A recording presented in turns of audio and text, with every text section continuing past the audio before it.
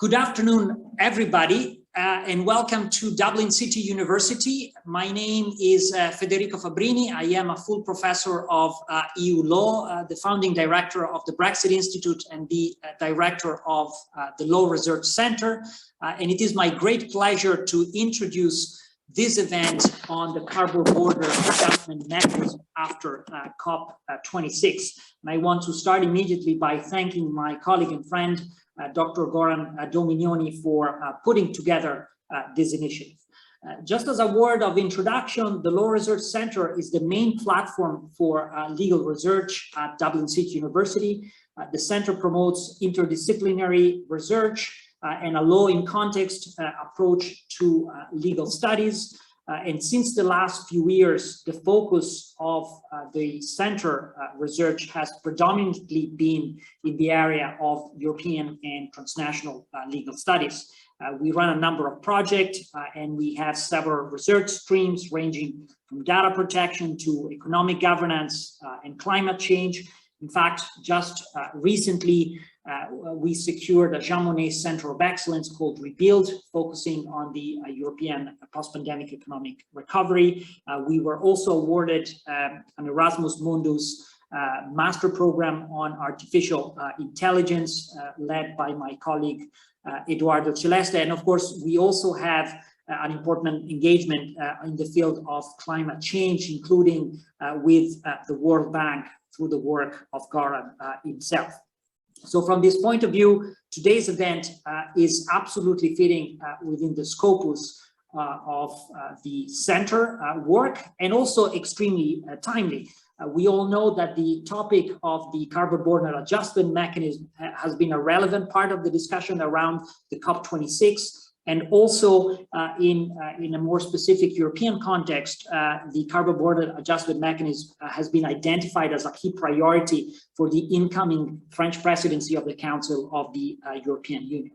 So I'm really delighted that we at the Law Research Centre are able to feature today a stellar cast of speakers with a lot of expertise on this specific issue. So allow me to introduce or guest in the order in which they will be participating to the discussion today. Our first speaker is going to be Alice Pirlot, who is a research fellow at the Oxford University Centre for Business Taxation and a Belgian national by birth. The second speaker is going to be Dan Esty, who's a friend of the Law Centre. He already spoke at our event about a year ago, and we're delighted, Dan, that you're back with us. Dan is the Hill House professor at Yale University with appointment both at the School of Law and the Environment School, and he's also the director of the Yale Center for Environmental Law and Policy. Dan will be presenting a paper jointly with our own Goran Dominoni. Then our next speaker will be Tatiana Falcao, who works at the World Bank, and he's the coordinator of the Helsinki Principle 3 at the Coalition of Finance Minister for Climate Action. And then last but not least, of course, the last speaker will be Michael Mehling, who's the deputy director of the MIT Center for Energy and Environmental Policy Research, and also a professor at the University of Strathclyde Law School in the United Kingdom. My job here is just to keep the time, and so as a housekeeping note, allow me to remind the speaker to please stick to about 10-15 minutes for their presentation. I should also emphasize to the audience we are recording this meeting, and then of course I want to mention there will be time after the presentations for Q&A. This is a research seminar, so we hope, in fact, I'm sure the presentation will spur a helpful conversation and debate. So without further ado, I'll stop here and hand straight the floor to Alice Pirlot for kicking off the presentation. And I should mention also, Alice has just published an article in the Journal of Environmental Law on exactly this topic. So I'm sure her remarks will be very helpful to contextualize the issue. Alice, the floor is yours.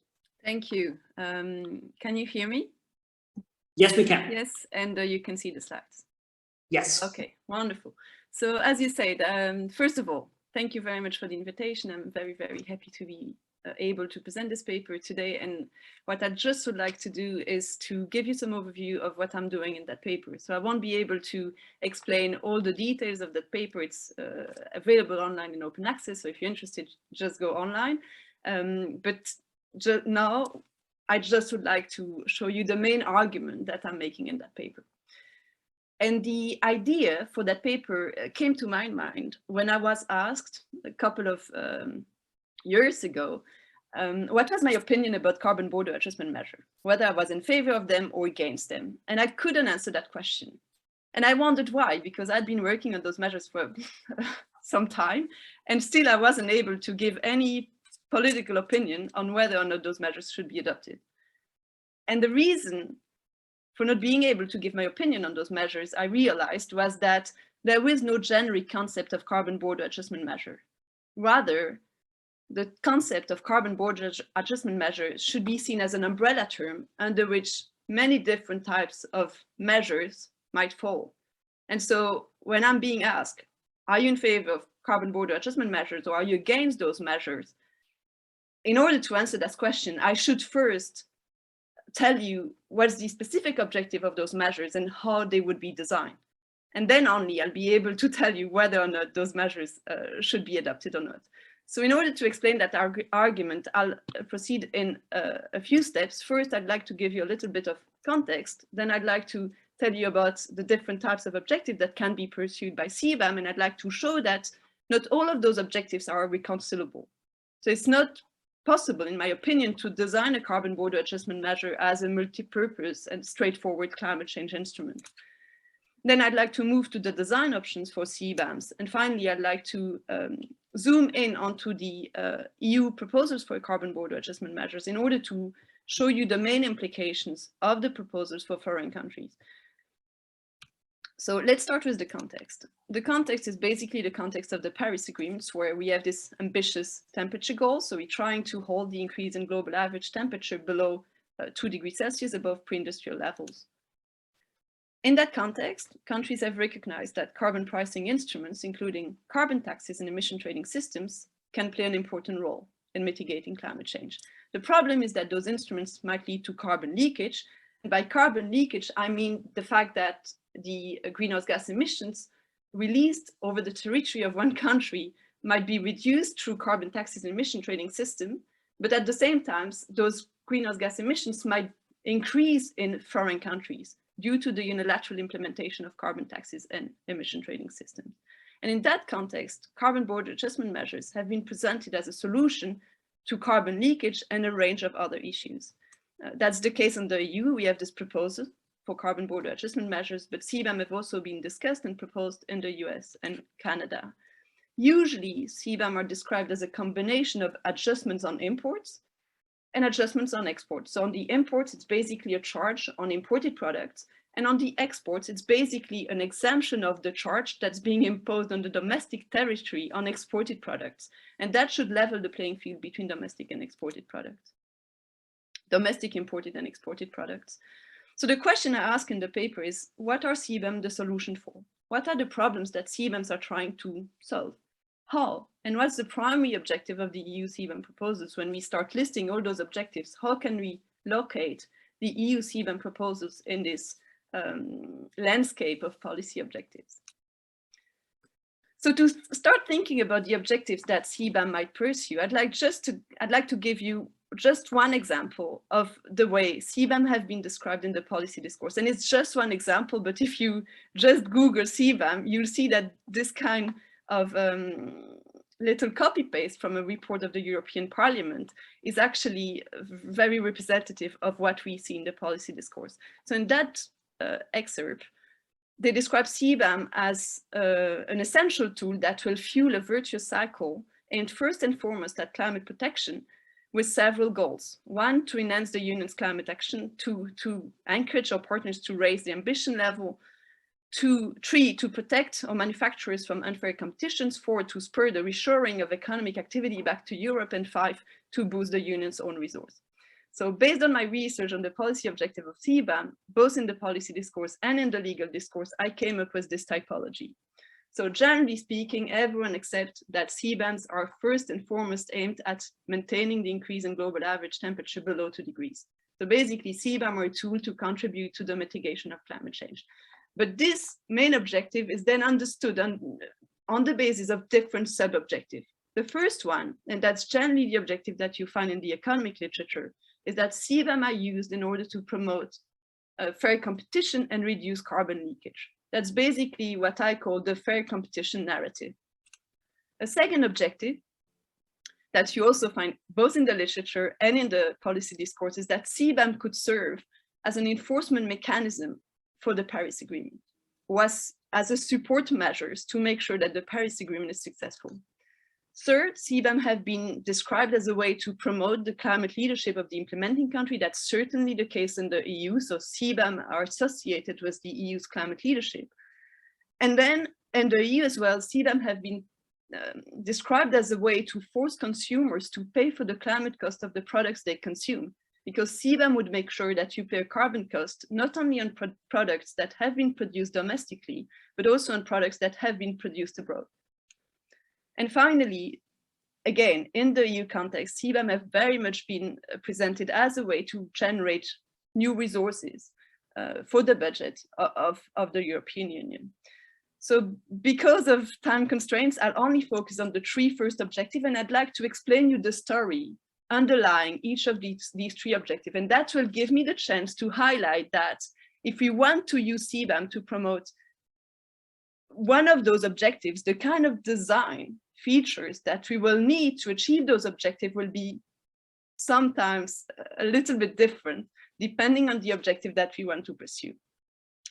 So let's start with the first, the fair competition narrative. Let's imagine that we have a country X, that adopts a carbon price, either through a carbon tax or an emission trading system. In that case, the problem faced by that country is that energy-intensive industries in that country will face higher production costs, and they might lose competitiveness, they might relocate to jurisdictions where you don't have any carbon price. The traditional solution to mitigate that problem has been to use exemptions or free allowances in favor of energy-intensive industries. That's the case in the EU. Under the emission trading system in the EU, you have free allowances for those industries. In many countries with a carbon tax, you have preferential measures for industries at risk of carbon leakage. A new solution to that problem could be to use CBAMs. So that country X, could impose an equivalent carbon cost on imported products, in particular imported products from energy-intensive industries, and they could relieve the exported products from the carbon cost. So we would have adjustments on imports and adjustment on exports. And I'm insisting on this design features because you'll see that the specific design features won't necessarily be present when we want to achieve a different objective than promoting fair competition. So let's move to the second objective. Oh, and I didn't mention that yet, but if you think about that, that main objective of promoting fair competition, the underlying assumption of that objective is that we would need a global carbon price. If we had a global carbon price, a uniform carbon price, there wouldn't be any carbon leakage.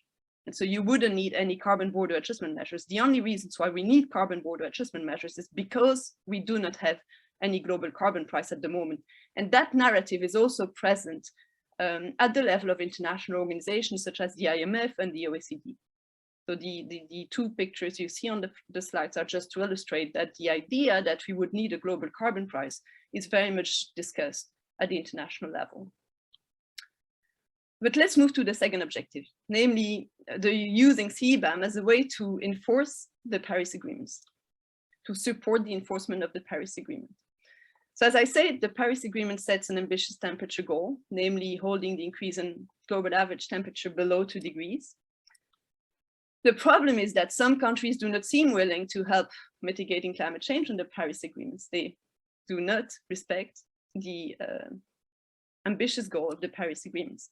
So the main assumption here is that there is a lack of enforcement mechanism in the Paris Agreement. What's the solution? We could use CBAM on imports from non-cooperative countries. So we could use those adjustment measures on the imports from countries that do not respect the Paris Agreement. Here, in terms of design, you see that it's quite different from what I've mentioned before, right? You do not have any adjustment on exports. You only have adjustments on imports, and it's not on any kind of imports. It's only on imports from countries that do not respect the Paris Agreement. In terms of legal design, you would then have to distinguish between countries that respect the Paris Agreements and countries that do not respect the Paris Agreement. And finally, the third objective that I'd like to look at is this objective of promoting the leadership of the implementing country. So what does this mean? By leadership, we could think about, for example, the fact that the EU would play a positive role in the achievement of the goal of the Paris Agreement. And that would be basically the same story as the one that I've just highlighted.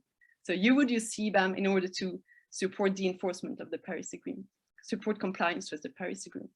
But there is another way we could understand climate leadership. Namely, we could understand climate leadership as a way for the EU to encourage foreign countries to adopt carbon pricing policies equivalent to those in place in the EU. In that case, the main assumptions would be that we need a global minimum carbon price, namely a carbon price as high as the carbon price that's in place in the EU. CBAM could be used to achieve any of those objectives, but their design would be quite different. So under version 1, CBAM would be imposed on imports from non-cooperative countries. That's basically the story that I've just told you when CBAM are being used as a way to support compliance with the Paris Agreement. Under version 2, CBAM would be imposed on imports from all countries with a lower carbon price than the price that's in place in the EU.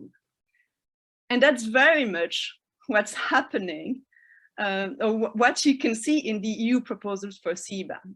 So even though the EU presents its proposals first and foremost as a proposals aimed at mitigating the risk of carbon leakage, what I show in the paper is that the primary objective of the proposal is probably to promote the climate leadership of the EU as defined under versions 2 that you see on the slide. So I won't go into objective 4 and 5, but I describe those in the paper if you're interested. What I just would like to do now is to insist once again on the fact that those different objectives all lead to different kind of legal design.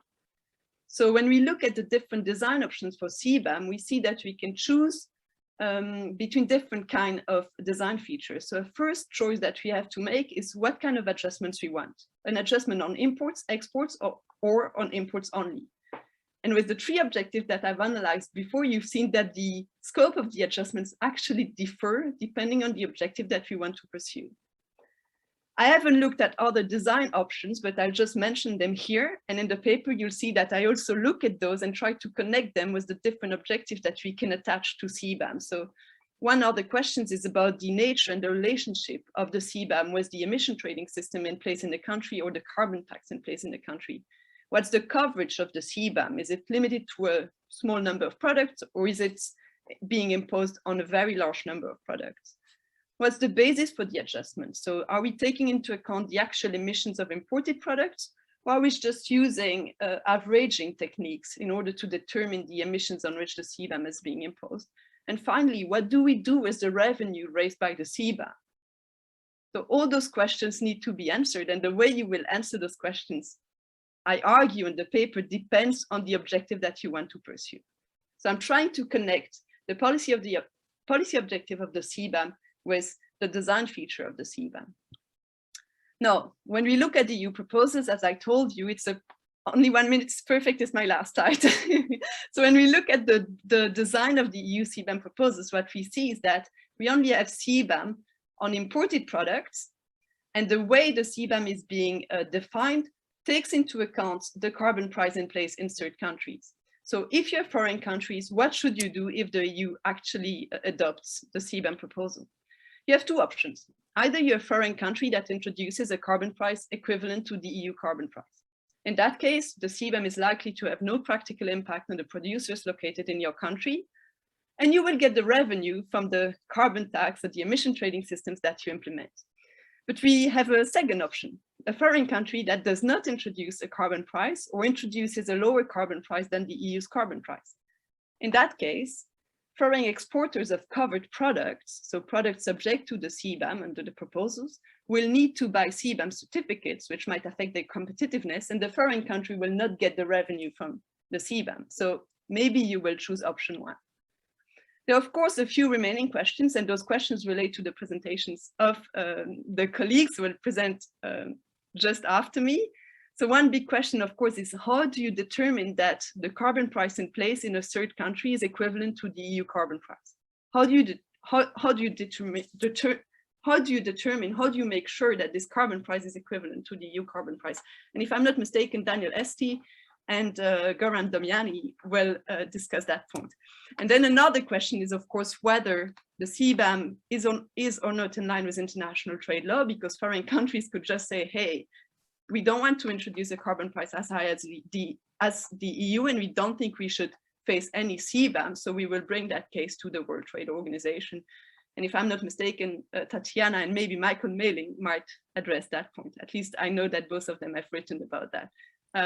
So thank you very much for your attention. If you have any questions, I'm happy to answer them once everyone has presented. You can also send me an email, and I'll hope we'll keep speaking about CBAM for quite a bit more time, because it's a fascinating topic, and more might come on the table with the EU proposals that has been proposed. I'm trying to find out how I can stop sharing my slides, but I think we can do it for you as well.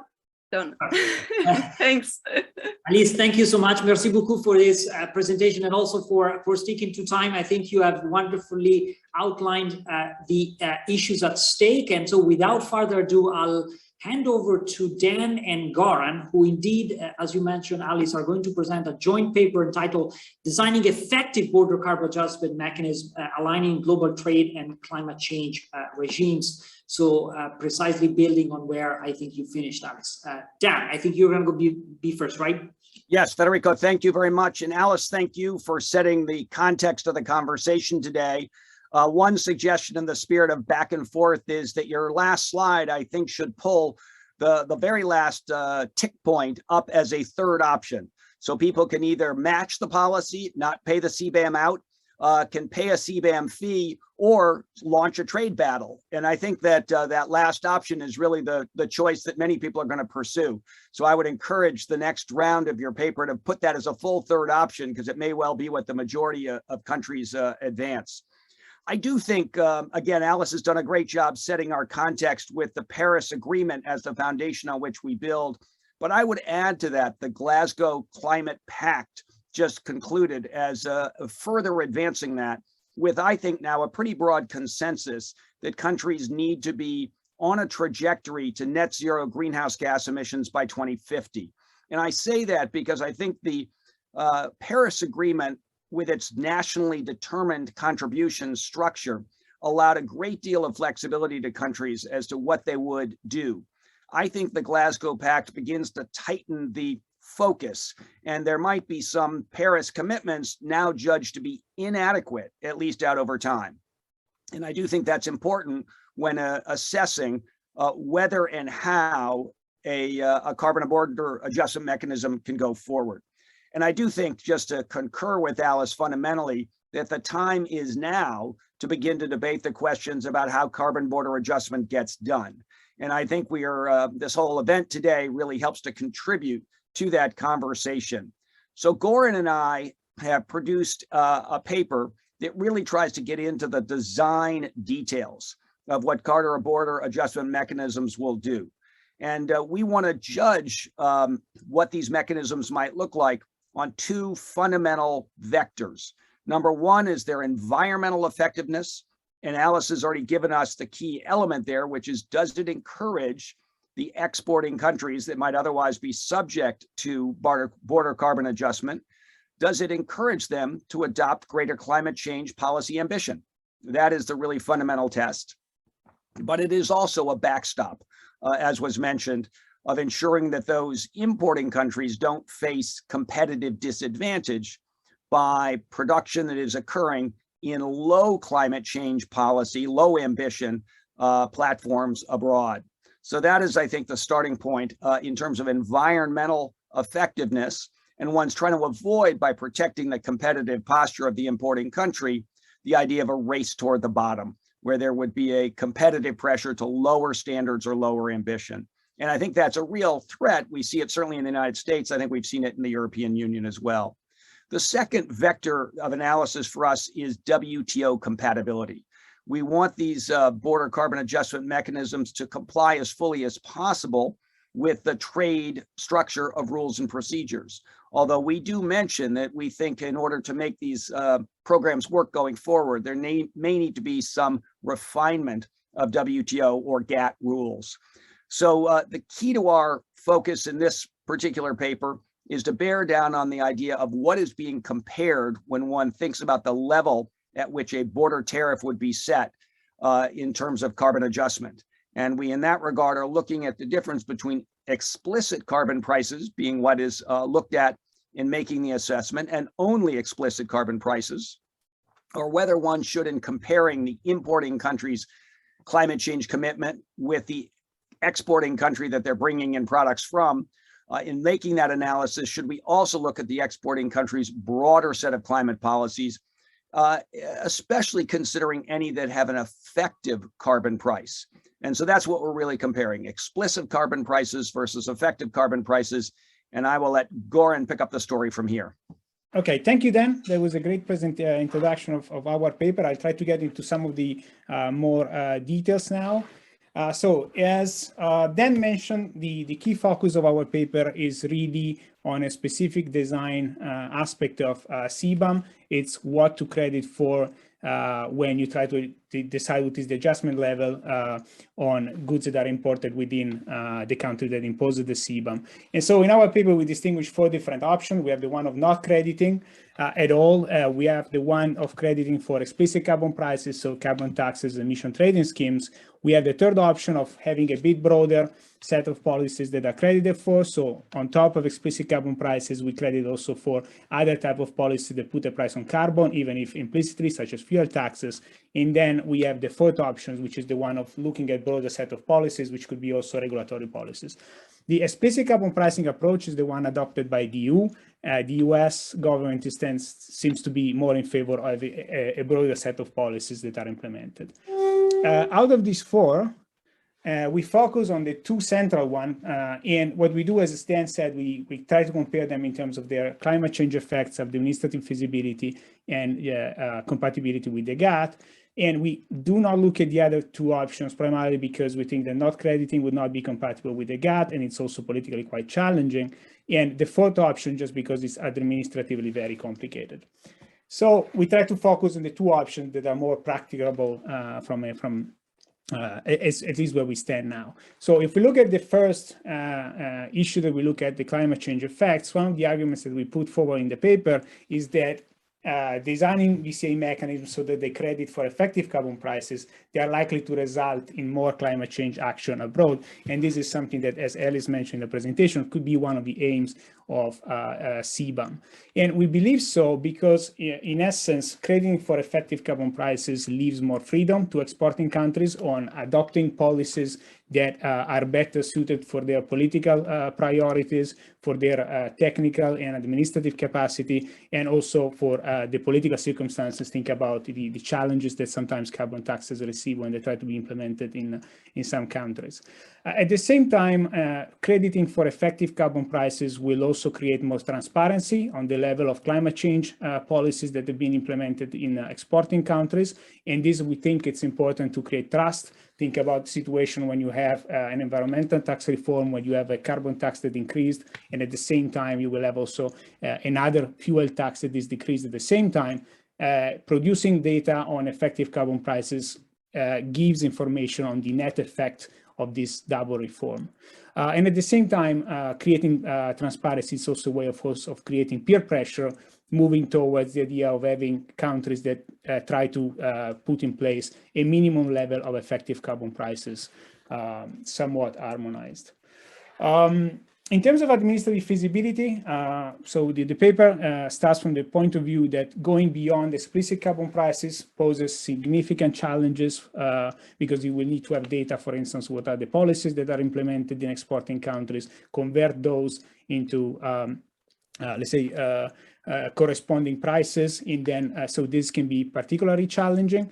What we highlight in the paper is that there is quite a lot of capacity in some of the jurisdictions that are planning to implement a CBAM on how to calculate countervailing and anti-dumping duties. And these calculations resemble in some way the way that those that are needed to implement a CBAM. So building on this capacity, there might be the opportunity to go beyond only crediting for explicit carbon prices. We also highlight that there are organizations that are doing quite a lot of work on effective carbon prices. We know the OECD, IMF, but also the World Bank are putting forward the methodologies to estimate effective carbon prices, both at the national and at the sectoral level. Perhaps Tatiana is more updated than we are on this. So they could provide support to jurisdictions that do not have the capacity themselves to implement BCA on effective carbon prices. And we also think that when these estimates become sufficiently refined, they could be used as a default value to implement a BCA on effective carbon prices, and then perhaps leave the possibility to exporting country to prove that their actual level of effective carbon prices is higher than initially assumed. When it comes to the GATT compatibility, this is something that I think Dan has already mentioned. The first general remark we made is that looking at BCA mechanism as unilateral measure, it's probably somewhat misleading in the context in which we live today, in the sense that after Paris, we have more than 190 jurisdictions that are committed to a particular level of action on climate change. And BCA mechanisms could be seen as an operationalization of such multilateral commitments. So perhaps it should be qualified as multilateral acts of multilateral unilateralism. And as such, they could be either tacitly condoned by parties to the Paris Agreement, or one could also think to institute a review mechanism, perhaps under the WTO or the NFCCC, where you have a new body that assesses whether the BCA is sufficiently aligned with the ambition expressed at the multilateral level, and if the answer to that is yes, perhaps one could also avoid having GATT scrutiny on this type of instruments. Now, we are aware of the fact that there is not such review mechanism as today, so in the paper we also go into an analysis of which of the two type of measure would be more compatible with GATT. And with regards to Article 1, we think that there is not much difference here, in the sense that it's not very clear whether crediting for any policy would be compatible with the normal favorable treatment clause, and therefore which of the two options you go for doesn't really matter. We are a bit more optimistic with regard to Article 3. So this is the national treatment clause. Here we think that crediting for effective carbon prices is likely to be less seen as less discriminatory, especially under an analysis of de facto discrimination, because you take into account broader set of carbon constraints that are put in place in the two jurisdictions.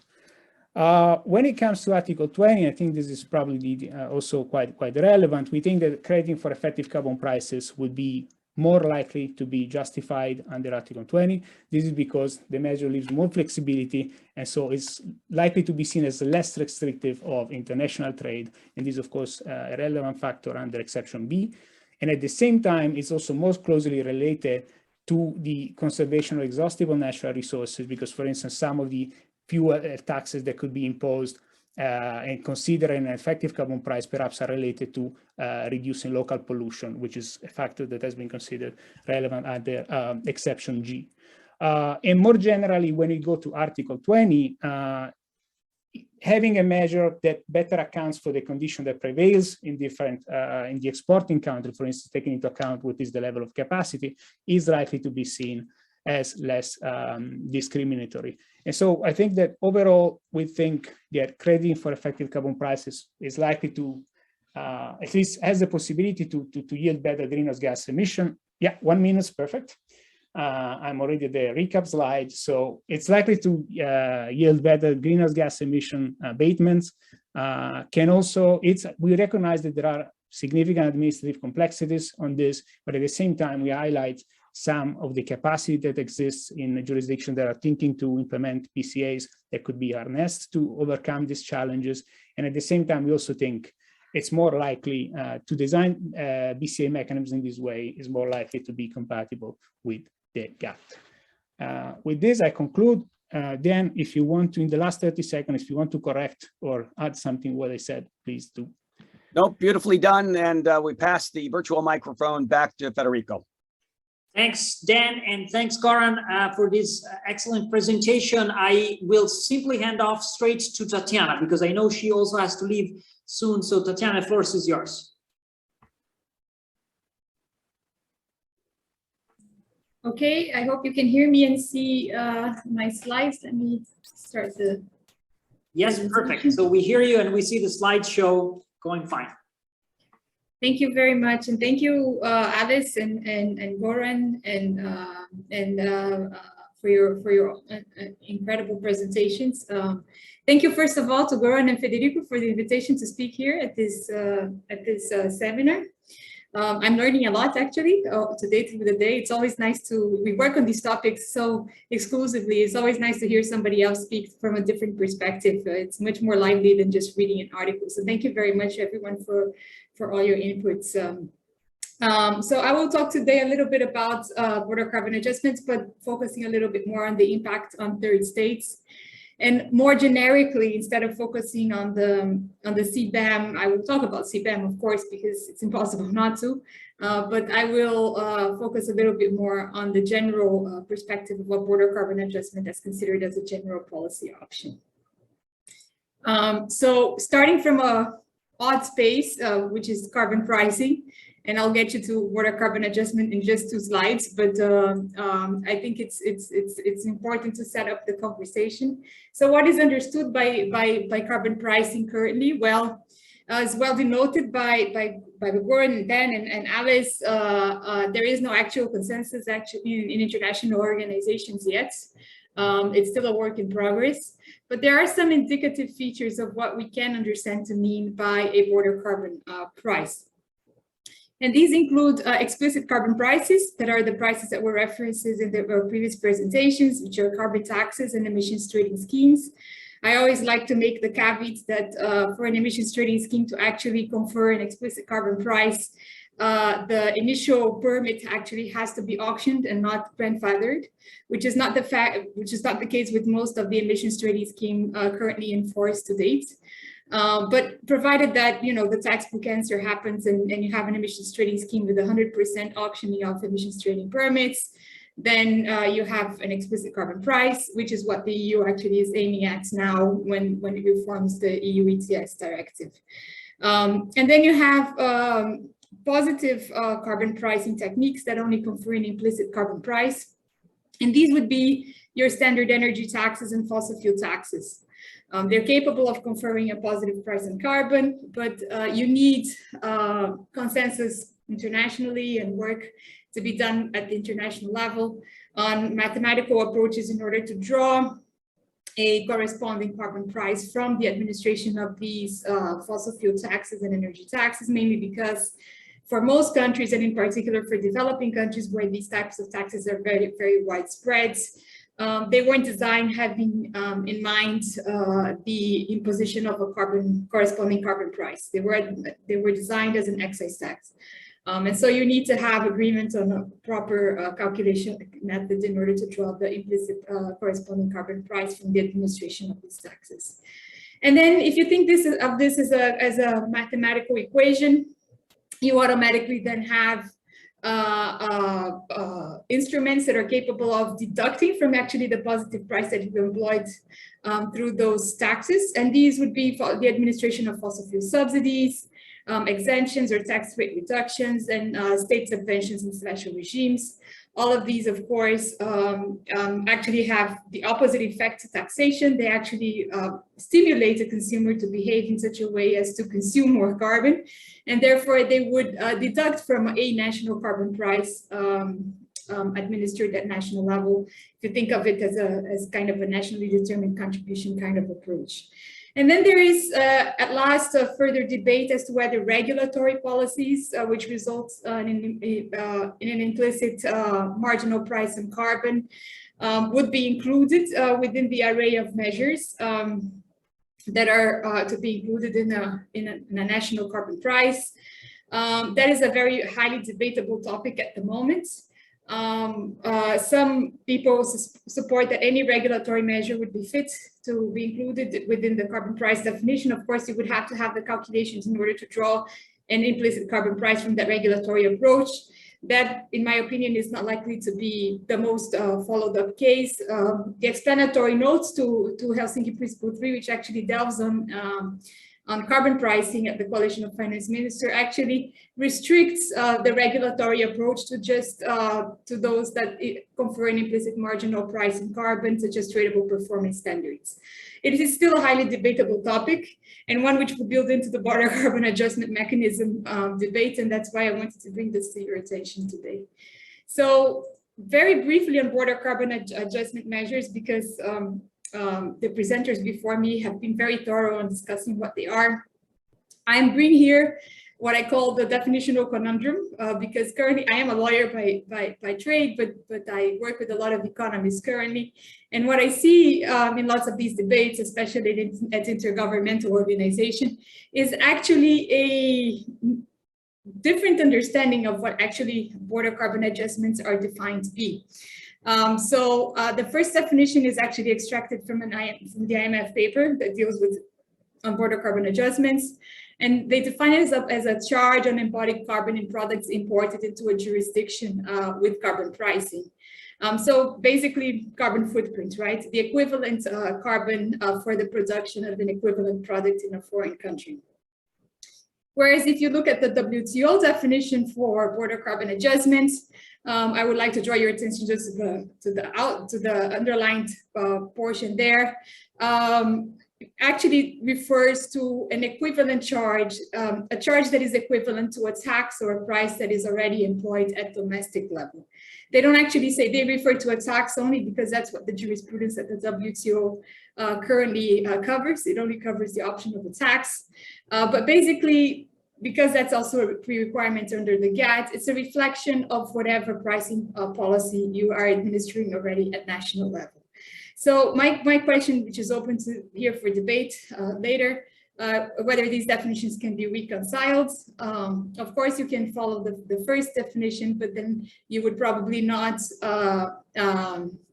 be able to meet the requirements of the General Agreement on Trade and Tariffs as a measure that is within the purposes of the GATT, unless of course you have additional institutional bodies created to support such type of a definition, and how these impact on their policy development, and I'll cover it in a minute. So border carbon adjustments, I'm not going to go into carbon leakage again. I think Alice did a great job at covering that. So you're really trying to avoid competitiveness and relocation of businesses to a foreign jurisdiction. Just to say that there are other instruments that could also fit that purpose. Instead of employing a border carbon adjustment measure, you could likewise have a low carbon prices and taxes in order to avoid relocation of businesses into other jurisdictions, or free distribution of emissions permits and allowances, which is actually the methodology that the EU currently employs under the EU ETS in order to avoid carbon leakage. So, you know, BCAs in general, they are administered in order to avoid carbon leakage, but they are not an end in themselves, and it's not the only way of pursuing that goal in particular. So what are the design options that we have currently being administered at country level? We have the option of a carbon tax, and in fact, it's the easiest option to employ a BCA with respect to a carbon tax, but actually no country to date has administered a BCA in respect of a domestic carbon tax. You have the administration of a BCA in respect of an emissions trading scheme, which is in fact the CBAM option. The CBAM of the EU qualifies the CBAM as an internal regulation applicable to imported products. And so the BCA is in fact a replication of the EU ETS at the border, which is in itself an entirely different beast from employing it with respect to a carbon tax. The reason why the EU adopts this definition, as you know, as I am sure that I have an European audience, is because of domestic regulation. If they said that it was a tax, they would have problems at that regional level with unanimity requirements for the passing of legislation. If they configure it to be a regulatory measure, they can just observe qualified majority voting. And then you have the most recent proposal, which is again a proposal, just like the CBAM, which is the proposal that the Fair and Affordable, Innovative and Resilient Transition and Competitive Act of 2021 in the US, which is a BCA in respect of a regulatory instrument, such as a command and control measure to increase efficiency. And the reason why the US proposes it that way, of course, is because it doesn't have a national explicit carbon price instrument, such as an ETS or a carbon tax. And therefore, the only thing that they can do if they want to have a BCA is actually to have it in respect of a regulatory measure. So obviously, then you go into serious considerations as to whether any of these measures are compatible with WTO regulations.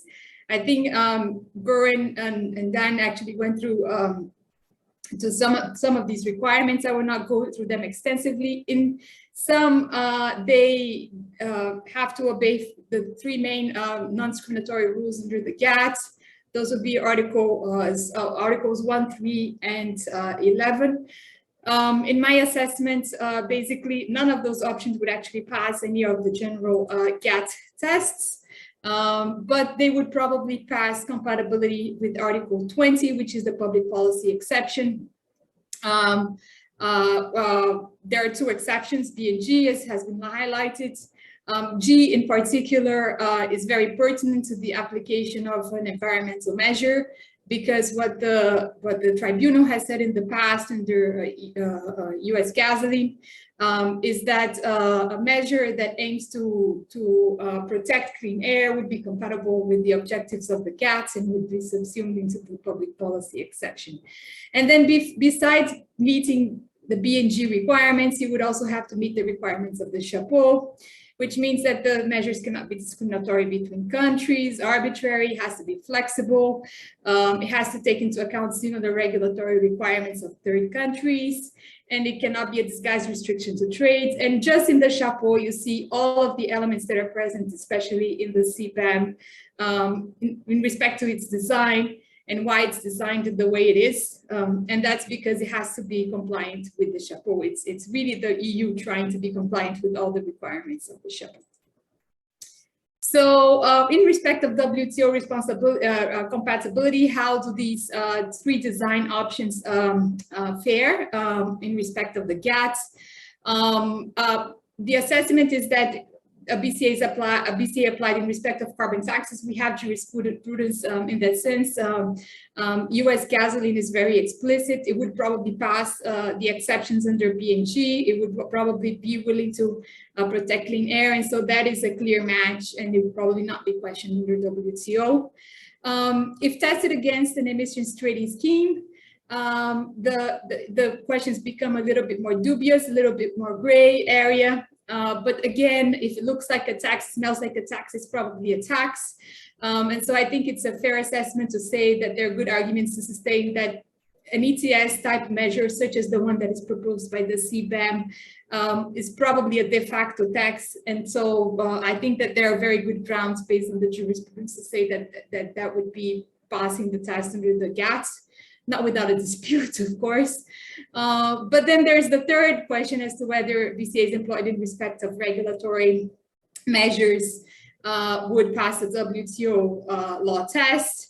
And there, I think that the question is actually much more difficult one to make, again, because it's a very indirect implicit carbon price that needs to be calculated. And if you think that of all the countries across the world, different countries could employ different efficiency standards towards a BCA measure, you would have to have pretty much a dedicated body calculating the implicit corresponding carbon price in every single country according to every standard that is employed elsewhere, in order to make sure that that border carbon adjustment is reflective of the domestic measure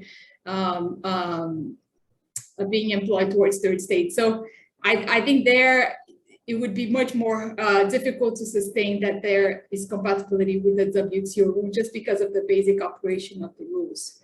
So then very quickly, because I understand I'm running out of time, my impact on third states. Alice very well mentioned the first mover advantage for the implementing country. There is obviously a direct impact on the institutions or the industries that are actually trading with the country applying the BCA measure.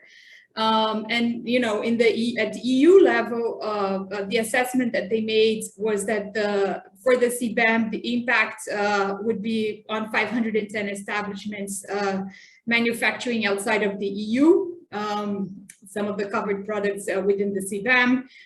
And that would cover roughly 1,500 importers and 2,400 transactions. I mean, that's a very detailed assessment in the assessment report of the trading partners that would be affected by the CBAM. If you think of it as a measure that could be administered for every country imposing an explicit carbon price, that could result in actually quite a large effort for some countries, depending on their level of economic development. And then obviously you have the potential for compensatory measures under the WTO law, which is actually the application of the chapeau, which basically states that you have to recognize the existing measures outside of the EU. And then the question I bring back to that classificatory rule, the economic approach to BCAs or the legal approach to BCAs, would this recognition be made based on the carbon footprints of the product or the equivalent price measure employed domestically abroad? The solution that is employed at the EU proposal is compensation for only explicit carbon prices. So the EU doesn't allow compensation for regulatory measures. It only allows if the country has an ETS or an explicit carbon tax.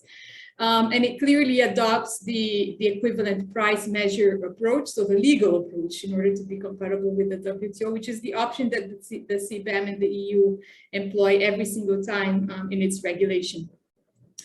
The carbon footprint, even though it's very well disseminated, especially amongst economists, again, it would have several difficulties in meeting with the WTO requirements. And then there's the argument again that BCAs would provide third countries with the motivation to introduce carbon taxes locally.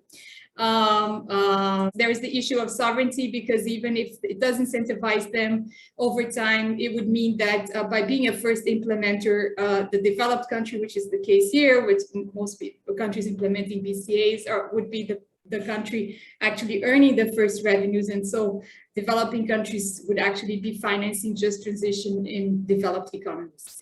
And this last bullet point there is just some data to show that actually there is a switch of income from developing countries into developed economies through the administration of a BCA. Another argument that has been put forward is that by forcing developing countries and middle and low income countries in adopting BCAs, they will be going beyond their nationally determined contributions, which is again an equity argument that has to be taken into account. And then I think as a last point would be the application of the principle of common but differentiated responsibilities, and how each of the countries proposing a measure have dealt with the application of that. Some support that there would have had to be an exemption of the BCA towards low-income countries especially, and that's the option that is adopted by the United States in its proposal, so it exempts. But again, that's not a clear-cut solution. I was just going to say that, you know, all of this is solved through the adoption of a climate club or carbon price floor, as it has been already stated. And the two proposals that have been mentioned to date are the IMF proposal for a common consolidated carbon price floor that only involves a few developed economy standards. And therefore, in my view, it's a little bit more limited. More recently, we've had the German proposal for a more inclusive climate club that would be premised on the G7 and the G20, and then open to for the adoption by low and middle income countries, and perhaps a more inclusive approach to the adoption of a common price. If all countries adopt a basic carbon price, then obviously you don't need to have BCAs towards countries that are administering equivalent prices transnationally. And that's where I wanted to leave you. Thank you very much. And thank you so much, Tatiana. And I feel so guilty. You know, one of the unpleasant tasks of chairing a seminar is that you are asked to keep the time. And so it was really breaking my heart to stop you because I thought your presentation was so interesting. But forgive me, as we had, of course, to make sure there would be time for Michael to speak as well.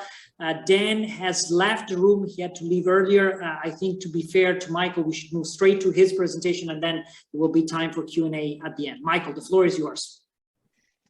Thank you very much. I regret, I think Tatiana also will have to leave shortly, but it was, I echo that, very interesting. And yeah, well, one good piece of news is my experience being the last of several speakers has taught me that it's good to be very flexible. And so I don't have a sort of a set of slides that now imprison me and I have to get through all these slides, but instead I'll keep it a little bit more improvised and reactive. What I promised Goran when he invited me, and thank you for the invitation, of course, to join this discussion, Goran, Federico, and the team, is to look at sort of some of the challenges that are being faced in the rollout of the CBAM in the discussions to operationalize what currently is a legislative proposal, but is of course going through the political coordination, the institutional coordination and the trilogue process between the council, meaning the member states, and the parliament, and many, many stakeholders in the EU that have very strong views. And in doing so, I think I can pull in many strands that we heard from the various panelists before. And Federico, you mentioned you're from the mountains or in the mountains even. You know, when you're taking a hike, you know, and going through the foothills, you always focus on the next peak. You're walking up there, and you realize, soon I'll be on the peak. The moment you get there, you realize, darn, the next one is just after that, and it's even higher. And that's how it continues. And I think the story of CBAM is a bit like that, or of border carbon adjusters more generally.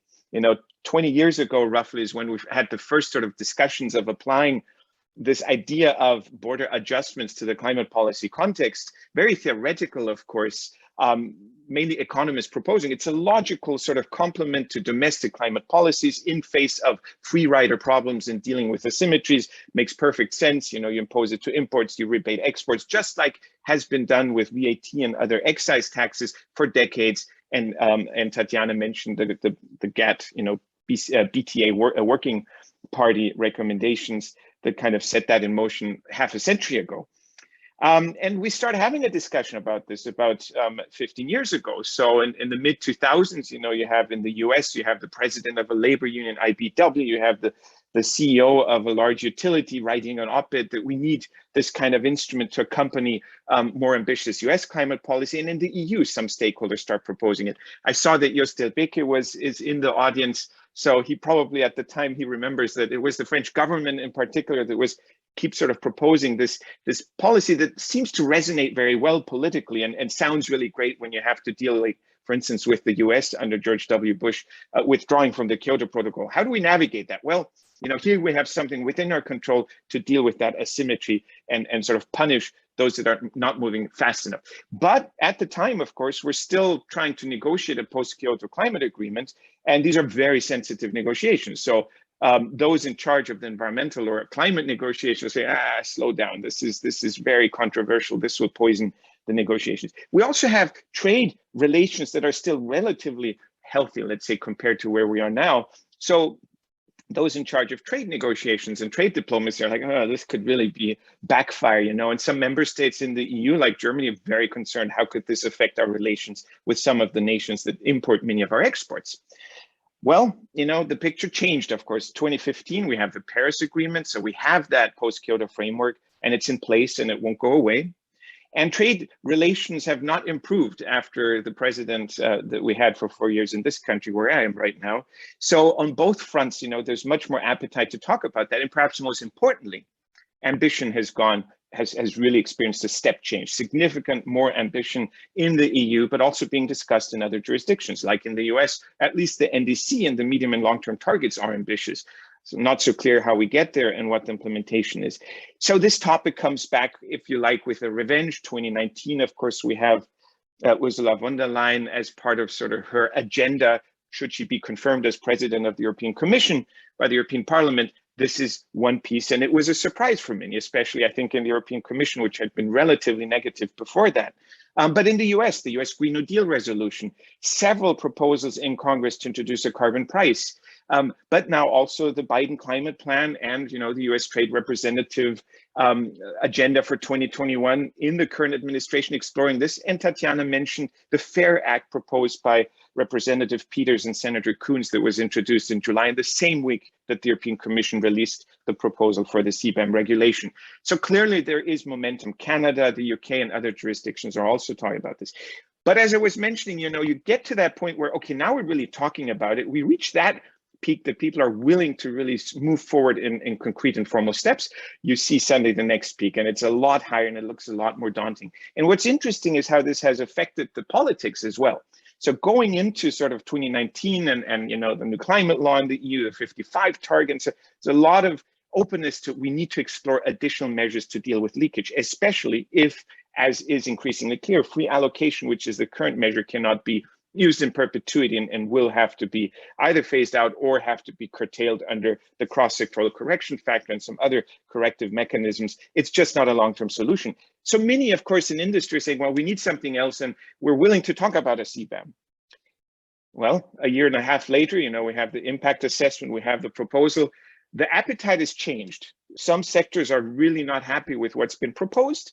Some stakeholders, not just in industry, but also, for instance, in the environmental community, are not happy with what has been proposed. And it all comes back to a number of sort of key complications that you only start seeing once you think through all these trade-offs and all these competing objectives that Alice so nice described in her presentation, that indeed we're expecting quite a lot from the CBAM, not just to protect us against leakage, but to influence other producers, to not be unfair to developing countries, to create revenue for the EU budget, and the ways that the European Commission tries to calibrate these different trade-offs in the proposal that it released in July has, as you can expect, satisfied some, but not others, in various sort of different ways. And I'll go through them very quickly. And again, I'll try to stay under 10 minutes overall. So the first thing is, well, Tatiana already mentioned, EU law kind of steers us into doing a regulatory measure, if you like, not a fiscal measure, because we have the EU ETS, which is not a tax, and the ECJ has been very explicit about it. It's not a tax, it's a different kind of measure given the floating price of allowances, etc. And so the CBAM that complements that ETS is itself also being proposed as not a measure that would fall under Article 192, paragraph 2, which would require unanimity, so a tax or fiscal measure, but rather a regulatory measure. This has implications for the first big sort of gap or complication: exports. The EU's proposal does not propose exempting or otherwise dealing with EU products that are exported to global markets into third countries. It really only extends the EU carbon price indirectly through certificates to imports. Okay, is this an environmental problem? Well, there's a lot of different opinions on that. Is it a legal problem? A lot of different opinions, really sort of at opposite ends of the spectrum. But for industry, this is one of the huge issues that certainly will come back in the coordination now. And in fact, the Parliament has sort of hinted that it might want to have more exploration of that. Do we need some sort of export rebate, and can it be done in a legally compatible way? Why is it potentially an environmental problem? And again, we need to look at the data and we need to better understand. But if we assume, as industry claims, that EU production of the covered products is on average more carbon efficient than the average global carbon intensity of the same products, and we lose market share internationally, and we substitute that market share with internationally produced products, so in third countries, then you might see a net increase in emissions as EU producers lose market share internationally, and you have more foreign producers filling that gap. That's the first point. The second one, though, is that once you start looking into more detail into how individual sectors might be affected by losing international market share in export markets, you do have structural and operational implications that can also affect their competitiveness even in the domestic market, on top of just sort of this foreign, market share substitution aspect.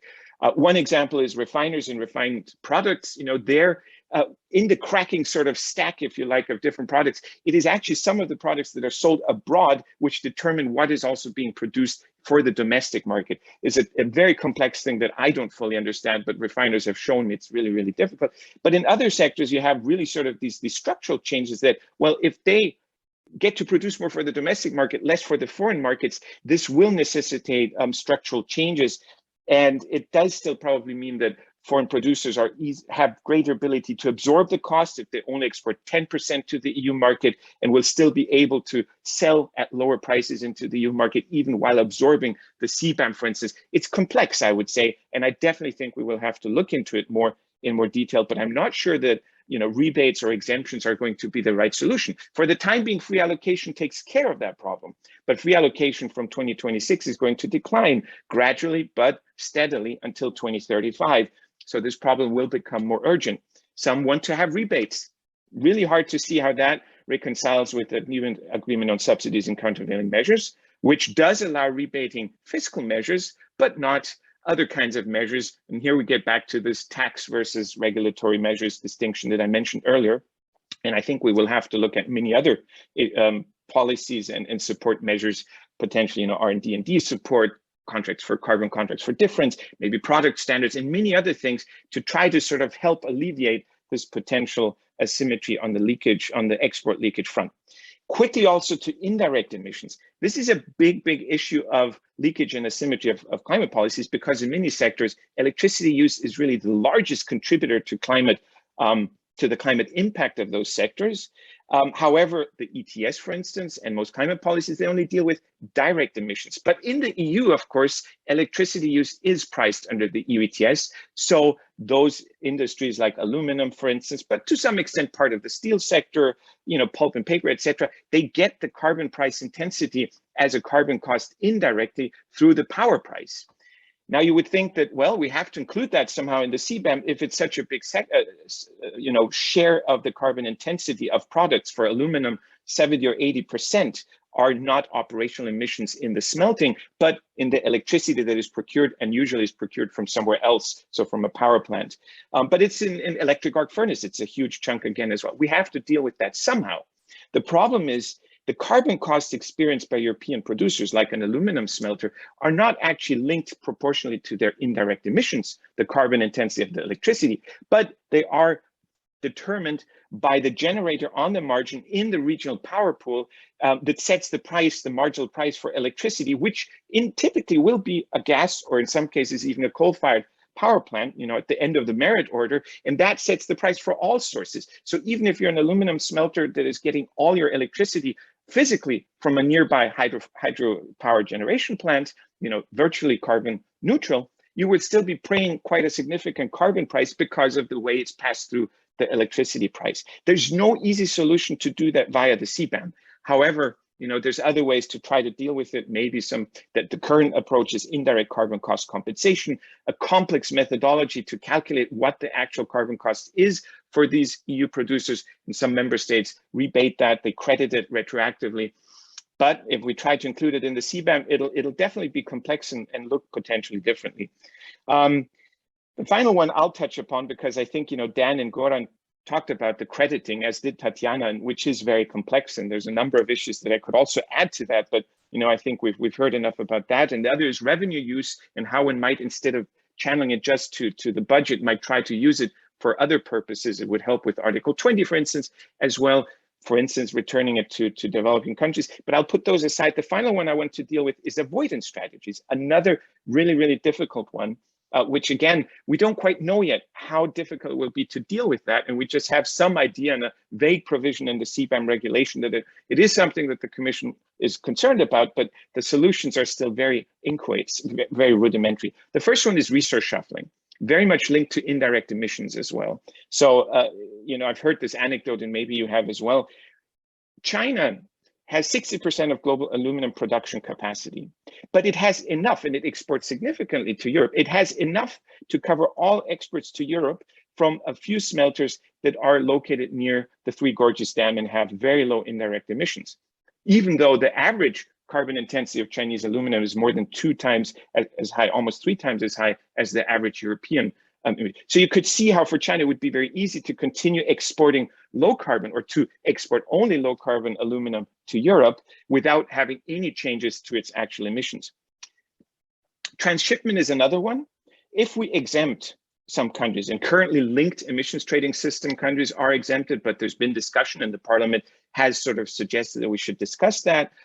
exempt, for instance, least developed countries. Mozambique is another big aluminum producer. Might we see transshipment through those countries? How do we deal with that? There are ways to deal with it, but again, it adds sort of a layer of complication. And the last one is, if we credit foreign policies, how do we know? I mean, Russia has, for instance, proposed, well, you know what, we'll import an export carbon price that is exactly as high as the European carbon price, and then we will not be hit, but only exports, not the domestic producer, only exports.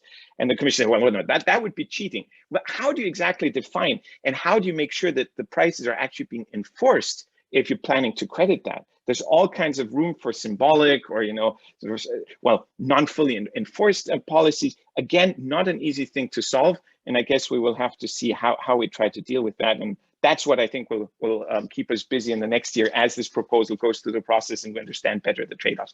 Back to you. I know I took more than 10, but I'm at 15 at least. Forgive me for that. Back to you, Federico.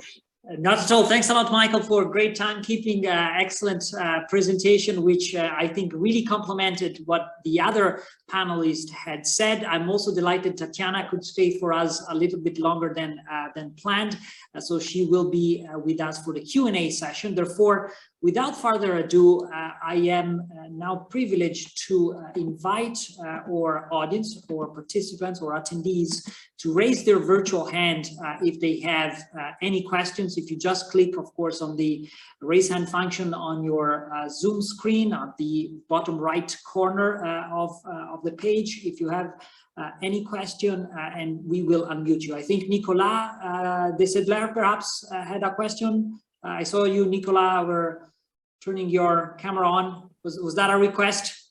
Yes. Good to see you and welcome. Yes, hello, good evening. Yes, it's I disagree with some comments about possible violations of Article 3, paragraph 2 of the GATT treaty. So my question is whether there is a risk with respect to the EU proposal that the CBAM certificate pricing might be in excess of the existing ETS allowances prices. This is not obvious because it's going to be based not upon a daily rating but upon a weekly rating. And the second question is whether the second sentence of paragraph 2 of Article 3 does not apply. It seems to me that we are not facing like products. On the one hand, ETS applies to plants as well as aviations, but not to products in their own right. Whereas the CBAM certificate will be purchased by the importers regarding the amount of aluminium, the amount of steel, the amount of cement that's going to be imported. And so the question between the choice of the two sentences have important consequences. Thank you very much, Nicola. I suppose this is a question for Tatiana and perhaps Goran primarily, but we might ask all the panelists to comment. And if people agree, I will ask Gabriel Weil to also speak and make the question. Hello, Gabriel. I think you can. Here you are. Hi, Gabriel. Okay, thank you. So my question is mostly for Professor Esty and Dominoni about so why stop at implicit carbon prices? It seems like the same logic, under U.S. shrimp that says you can't compel a particular policy approach would say you should go all the way to accounting for any policy that has an effect on aggregate emissions. This also ties in to Professor Mehling's point about policy monitoring. How do you know that carbon pricing is being effective? It seems like the answer on that and to the difficulty of administration is that you should look at the outputs, not the inputs. So look at the effect on emissions and ask what economy-wide carbon price, if implemented in otherwise neutral policy environment, would achieve that same outcome. And so I'm curious what issues you see with that approach and why you think we should stop at effective carbon prices. Thank you, Gabriel. I propose we go back to the speaker and I'll ask maybe Tatiana to go first, as I know she's a bit more tight on time. And then, of course, also the others will have the chance to answer. Tatiana, do you want to kick off? So I guess I got the hairy Article 3 question. I would add to your, I think it doesn't pass the test under Article 3, to be very honest. I think there are authors that support that it would pass Article 3 too. But I think that the design of the CBAM in particular, which I understand is that's what you're talking about. To add to your questions there, I would also add the fact that under the CBAM proposal, the imports or the products that are subjected to the CBAM are not allowed to be, the permits that the importer will get as a result of the application of the CBAM is not then tradable on a secondary market. Whereas, as you know, under the EU ETS, which is the reflective approach, you would have then, if you economize on your permits, then you have a secondary market in which to trade your corresponding permits and potentially make a profit from a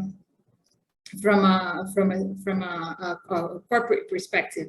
And so I think there are several little questions such as the ones that you raised, in addition to the question of the secondary market, that actually differentiates the way the CBAM is employed in respect of the EU ETS. These are small measures that are not corresponding, completely corresponding at the border. And that would probably raise questions as well at the level of the WTO and would contribute to this assessment that it wouldn't pass the non-discrimination tests under the GATT. And that's why you go immediately to Article 20 to try to justify this per se discriminatory approach. So that would be my assessment of the issue. Thank you, Tatiana. Perhaps, Goran, you want to jump in at this stage as well?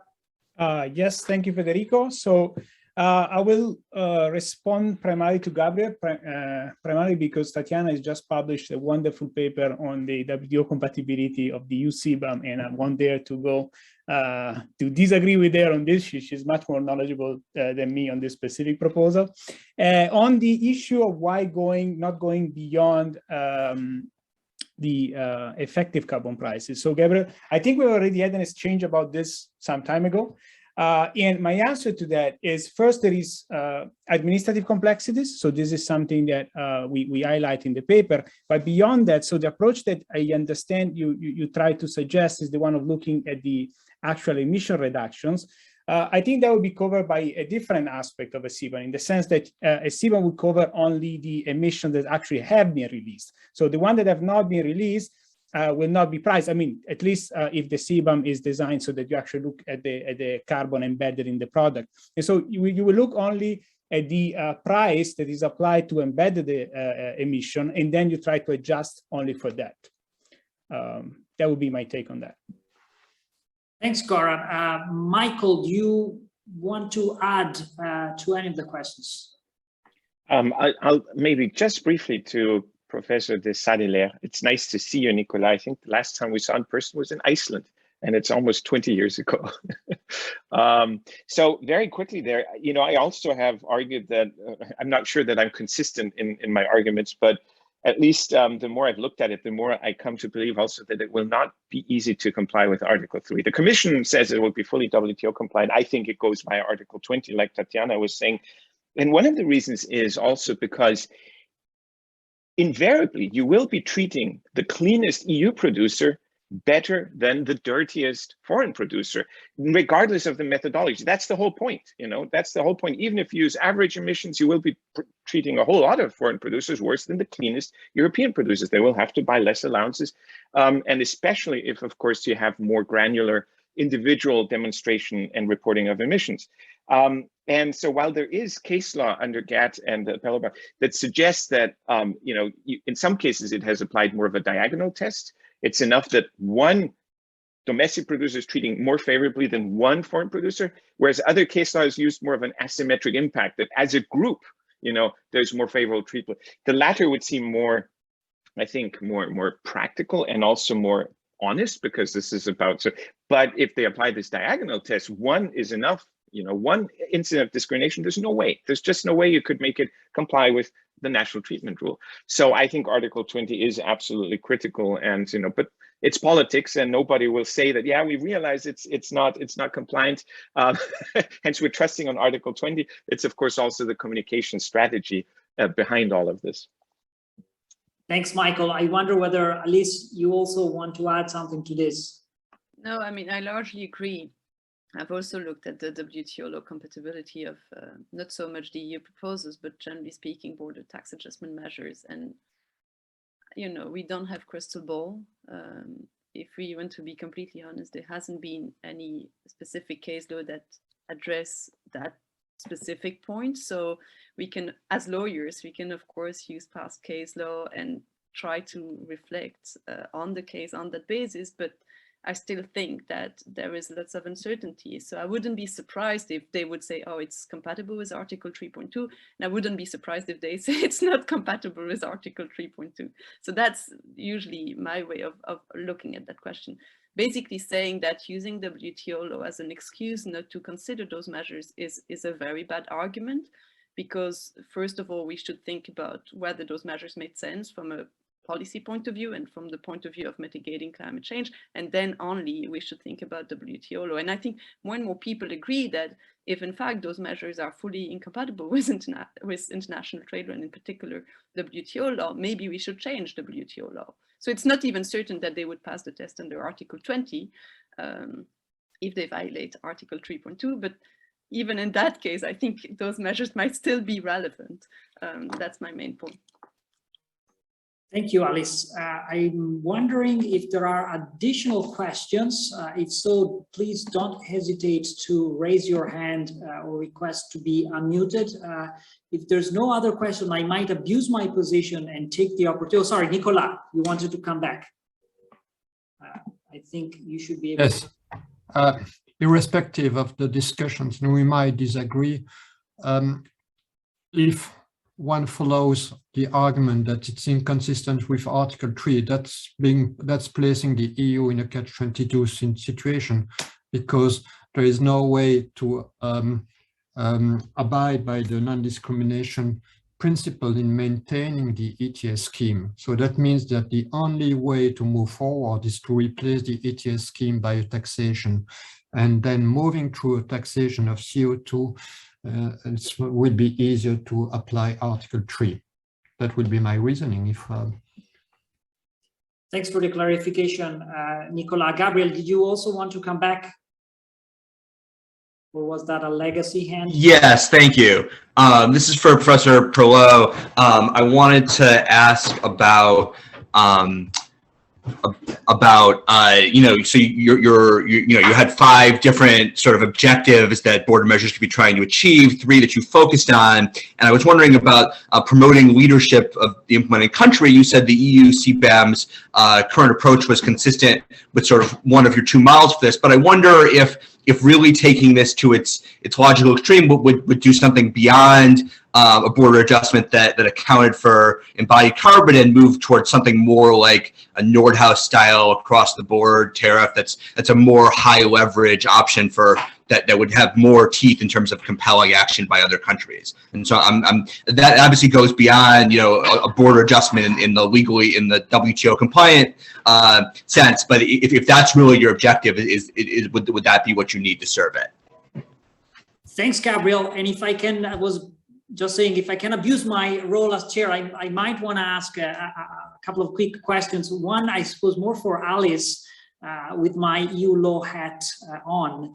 A lot of the discussion about CBAM recently in the context of the EU is also in relation with, I think it was your 5th objective of raising new revenues, particularly to repay the Next Generation EU Recovery Fund. That's something on which I mostly work on. And so I wanted to ask you, in practical terms, how much money could a CBAM potentially bring to the EU budget, and would that long-term be able to sustain a solid stream of revenues for the European Union? And perhaps, I'm making this question to you, Alice, but perhaps others may want to join in as well. And then secondly, a very naive question, I suppose, since we have a fantastic transatlantic panels with speakers from both sides of the shore and multiple nationalities, is there any political space for a deal between the EU and the US on something like a CBAM?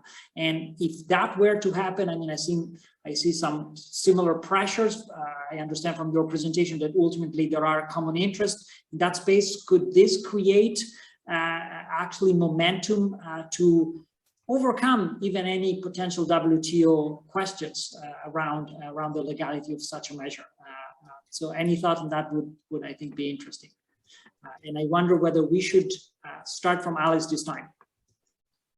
Yeah, thank you, Federico, and sorry for raising all my hands, like the clapping ones, the thumb, and the other one. I just wanted to react to what Professor Nicolas de Sadelaire said and ask like whether designing carbon border adjustment measure as a fiscal measure, as a tax would help.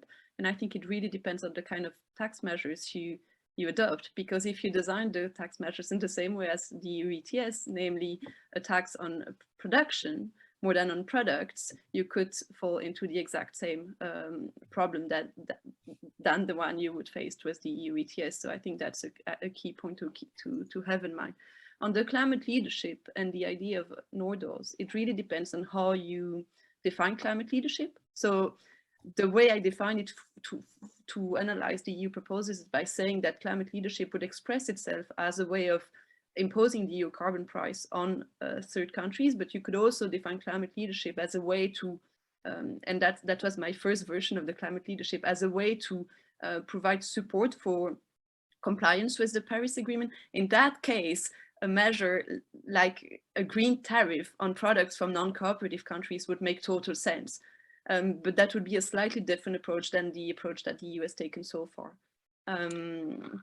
And on the revenue question, so first of all, thank you for Michael for putting the estimate of the European Commission. That's helpful. I didn't have those in mind.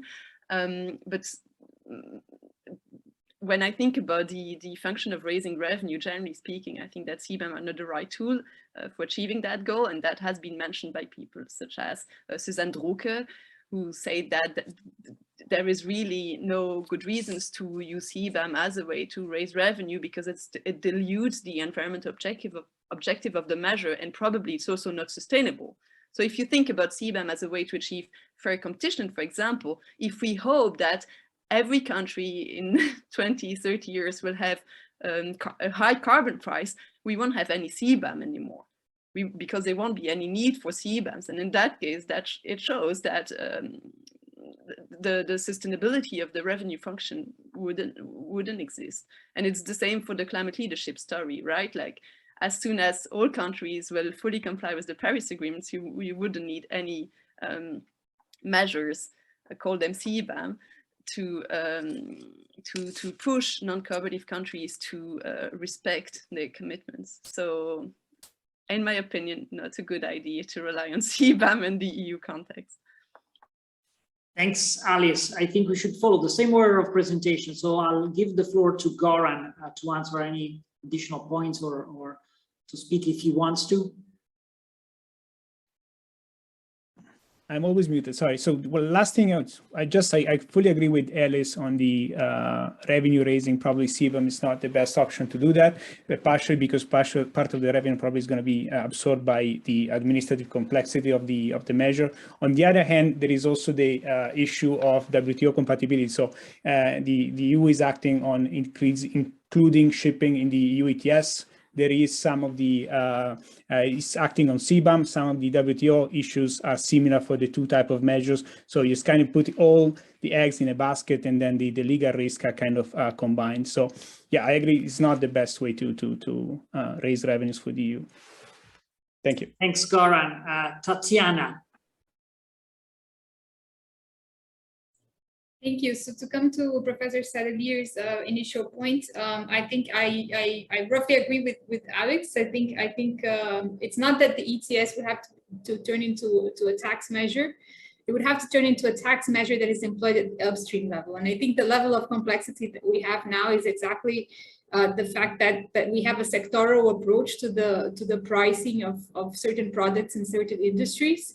But the same level of complexity would come with the administration of a carbon tax at downstream level, such as the ones that we see being administered at South Africa and Chile, because then your tax base, to be very technical about it, changes from the inbuilt carbon component of the product to the actual emissions produced by the product, so carbon footprint.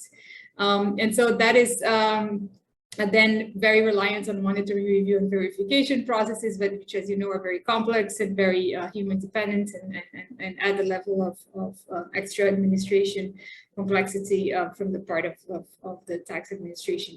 So I think that the solution would really be to convert it into an upstream carbon tax, so really a tax on inbuilt carbon products at the level of the import. So at the earliest opportunity, if it's an extractive industry, if it's an extractive country, then at the level of the extraction of the resource from the ground. If it's a resource poor country, then at the level of import. So that's, again, it was the first design option that actually is the simplest in my view. And then I will address the last, the political question there, whether it's feasible to have an agreement between the US and the EU.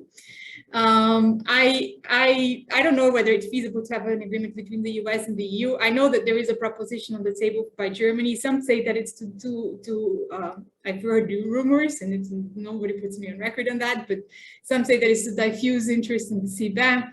Some say that it's a legitimate attempt at getting a climate club kind of attempt in rising the carbon prices internationally, the German proposal. In any case, it is not the first time that a proposal for a climate club has been put forward, but it's the first time a country has actually proposed a measure that could be sedimented into an actual technical approach to addressing carbon pricing. Remembering that Germany next year, or from this year, from 2022, takes on the G7 presidency. And so that's a very important development that is likely to put them at the spotlight in order to advance that type of approach. And so politically, I think there is a lot of momentum and perhaps even a lot of appetite from countries, especially those in the global north, in order to think about different approaches to a common pricing policy for carbon. And then the evasion, I think was it a point raised, perhaps, I don't know who raised it anymore. There was an evasion point raised with the transshipment into a foreign country. And it just got me thinking about it because, you know, as tax lawyers, we always think about evasion practices, and that one is one that I hadn't thought of. But what if we compute, I'm just coming to that point, if we compute the price of transport then on shipping, because that's not something we currently do, and it is a proposal that is open for consideration. I think Goran is in Goran's research agenda. I've written about it as well.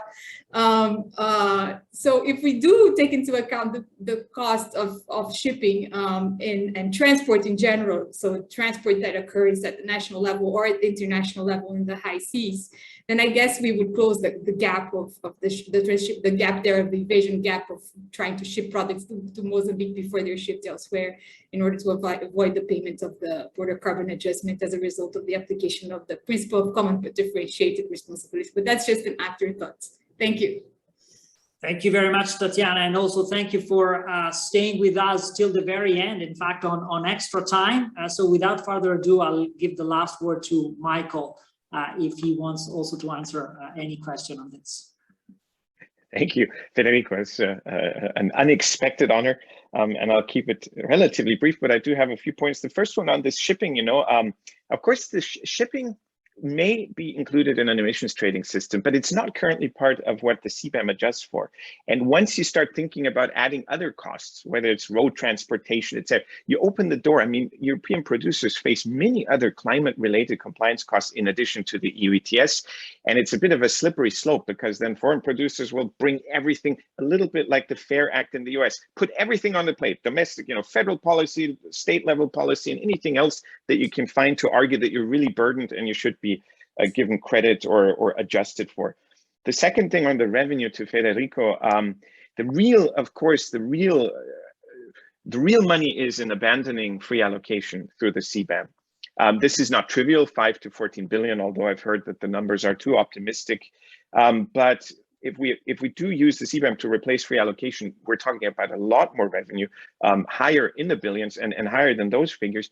And what's really fundamentally or dramatically a change here is if that becomes own resources, it gives the EU a lot of additional flexibility. I mean, this changes kind of what the EU can do, how it can operate, what it can invest in, etc., which I think is fascinating because to me, it could change sort of the legitimacy of the EU in many areas, it can use this to strengthen sort of how the EU is viewed and how popular it is, etc., or it could become a huge problem. So it's an interesting thing. And finally, on the clubs, you know, Tatiana already hinted that there is this sort of thing. On the first day of the COP, on October 31st, a statement was released by the US and the EU called the Joint US-EU Statement on Steel and Aluminum. And it's just another example of how these hills, you know, you get to a hill and you see how much more complicated, how much higher the next hill is, because everything is in that. It's about dealing with China. It's about dealing with these already controversial trade defense instruments. So, you know, trade defense measures, anti-dumping, countervailing duties in relation to China, but even between the US and EU, all of that is in the same pot, with also trying to deal with asymmetrical carbon intensities of production. And essentially, there's dramatically different views one hears about what the US and the EU want to do about this. The EU is, of course, thinking somehow the CBAM would feature. The US is rather thinking something more along the FAIR Act. US producers actually don't change anything.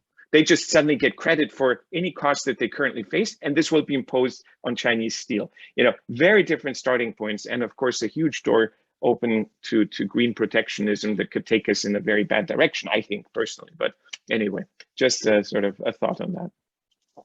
Thank you very much, Michael. And thank you to all of you for this fascinating conversation. I think we could have gone on for another couple of hours, and I felt so guilty in having to keep strictly the time with speakers. But I really want to thank everyone for the time you've dedicated to this discussion. I want to thank Goran Dominoni for putting together the panel, and also want to take the opportunity to thank my colleague Andrew Woolgar for managing the Zoom link and the Zoom registration for this event. This is the last event of the Law Research Centre for 2021, but of course we will be back with several new initiatives in the new year. So I would encourage everyone to stay tuned and to continue following us in the near future, as the issue of environmental law and climate change will be one of the important clusters in our research agenda moving ahead.